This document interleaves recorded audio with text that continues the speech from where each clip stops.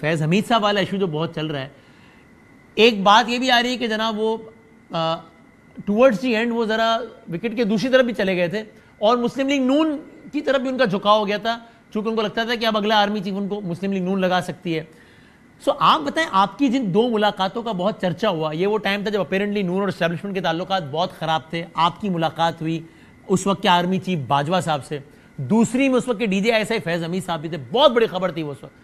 آپ کو اس دوسری ملاقات میں فیض صاحب کے حوالے سے آپ کو لگا کہ کوئی چینج آف ہارٹ ہے towards P M L N یا نہیں؟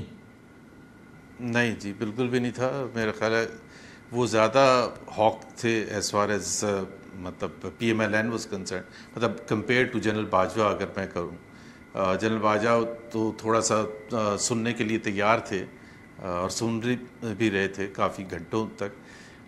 General Faiz Hameed was very strong in terms of his opposition to P M L N, اور اس کے بعد بھی میری ملاقات ہوئی تو وہ ان کا تھوڑا سا چینج ہو گیا تھا 4-5 مہینے کے بعد. لیکن جو پہلے جو میرا انیشیل اسیسمنٹ تھا، لیکن میں تھوڑا سا براڈر بات کر لوں کہ دیکھیں نا، جنرل فیض حمید، ابھی کوشچن یہ ہے کہ جس طرح یہ پورا ہمارا یہ سائیکل چلتا ہے نا، جب بھی آپ نے جس طرح ابھی جنرل فیض حمید کو گرفتار کیا ان کے اوپر کیس چلے گا اور چلنا بھی چاہیے، جو انٹرنل انکوائری ہے ان کی.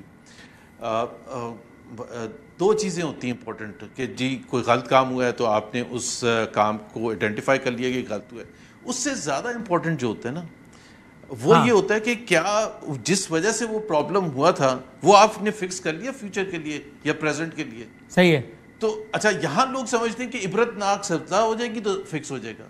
عبرتناک سزا سے نہیں ہوتا. جو چیکس اینڈ بیلنسز تھے، جو کنٹرول میکینزم تھا، جو ڈیسیجن میکنگ پروسیس تھا، جو ان کو لامحدود ان کو پاور دیتا تھا، جس کی بنیاد پر انہوں نے جا کے یہ سب کیا. جو ٹاپ سٹی کے کیس میں ہمیں بتایا گیا فار ایگزامپل کہ جی آئی ایس آئی رینجرز کے لوگوں کو وہاں بھیجا گیا اور انہوں نے یہ سب کچھ کیا، اور پھر وہ زبردستی زبردستی and so on and so forth.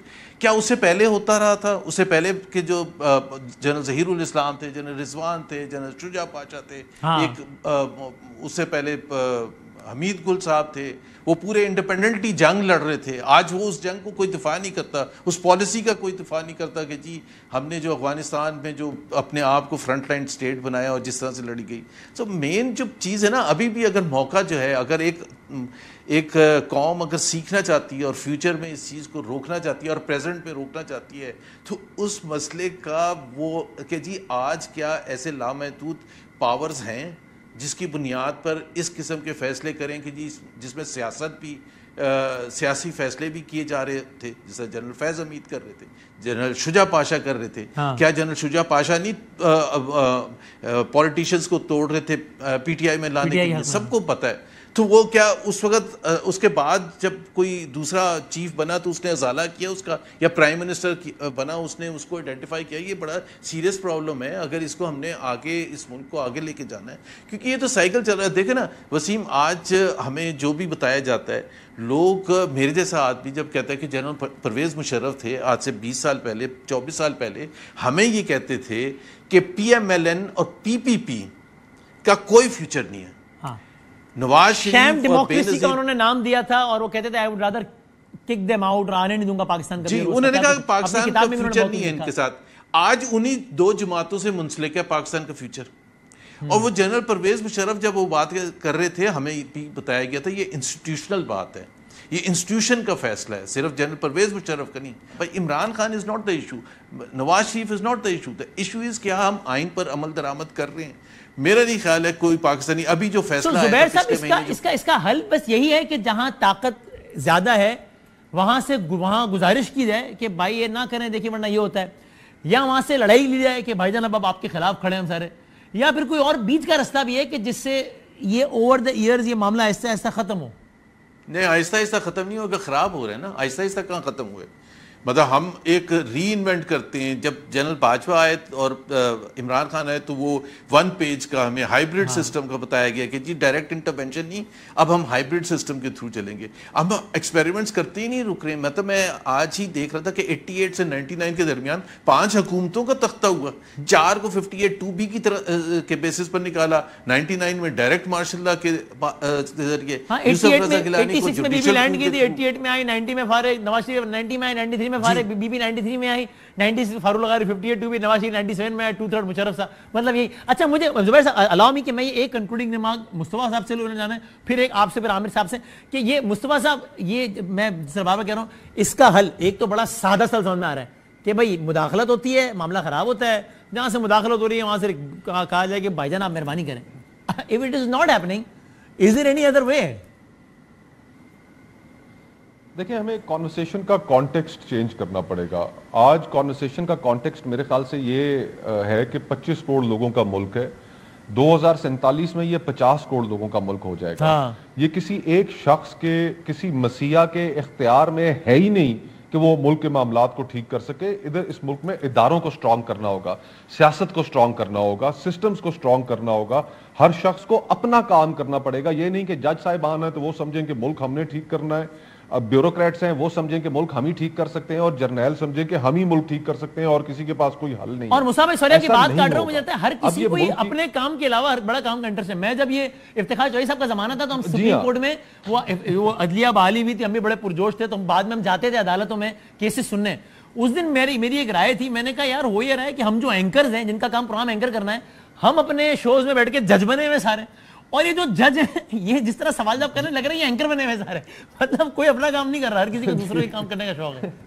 تو جی تو اپنا کام اس ملک میں کوئی نہیں کرتا, دوسرے کا کام کرنے کا شوق ہے. کوئی اس چیز کو بھی محسوس نہیں کرتا کہ یار ہر شخص ہر چیز کے اندر حرفن مولا نہیں ہو سکتا. جن کا کام ہے, اب ملک کی گورننس بہت کمپلیکس ہو چکی ہے. دیکھیں اس وقت جو آپ کی پیریفریز جن کو ہم کہتے ہیں, میں گو اس لفظ سے بھی اگری نہیں کرتا, لیکن اس وقت بلوچستان کی جو صورتحال ہے, خیبر پختونخوا جس نہج پہ جس پچ پہ کھڑا ہے, آج ہم ملک کے اندر پولیٹیکل اس سیاسی کنسنسس نہ ہونے کی وجہ سے ہماری قومی یکجہتی کے اوپر اثر پڑنا شروع ہو گیا. تو ہمیں یہ ریئلائز کرنا پڑے گا کہ اس وقت گورننس اتنی کمپلیکس ہو چکی ہے, اب یہ اتنا بڑا ملک بن چکا ہے کہ اس کو سنبھالنے کے لیے, چلانے کے لیے سب کو اپنا کام, ہر انڈیویجول اور انسٹیٹیوشن کو اپنے دائرے میں. جی عامر صاحب final comment from your side, کیا جس مسئلے کی ہم نشاندہی کر رہے ہیں اس کا حل آپ کو کیا سمجھ میں آتا ہے کہ ہم اگلے 70 سال میں یہی بحث نہ کر رہے ہو گئی؟ دیکھیں حل سب کے پاس ہے, ماننا اور جاننا کوئی نہیں چاہتا.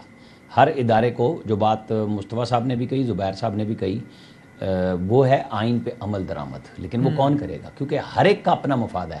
مار کھا کے نواز شریف سائڈ پہ ہوئے, عمران خان آئے, عمران خان مار کھا کے نکلے, وہ پھر وہیں جانا چاہ رہے ہیں. یہ وہ وقت ہے اس وقت, چونکہ وہ مار کھائے ہوئے ہیں, باقی مار کھا رہے ہیں حکومت میں بھی بیٹھ کے, کہ ایک قدم بڑھائیں سیاستدان آپس میں.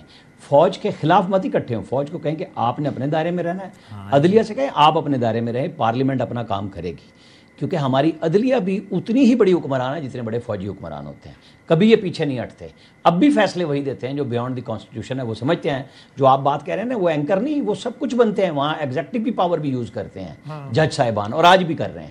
یہی وہ مسئلہ ہے جو سب کو حل کرنا ہوگا, اور میڈیا کو ساتھ دینا ہوگا, میڈیا کو پارٹی نہیں بننا ہوگا اس معاملے میں. زبیر صاحب فائنل کمنٹ فرام سے, مجھے ذاتی طور پہ لگتا ہے کہ جو عامر صاحب نے جو بات کی ہے نا, یعنی پریکٹیکل, یعنی عملی حل کے زیادہ قریب یہ بات ہے.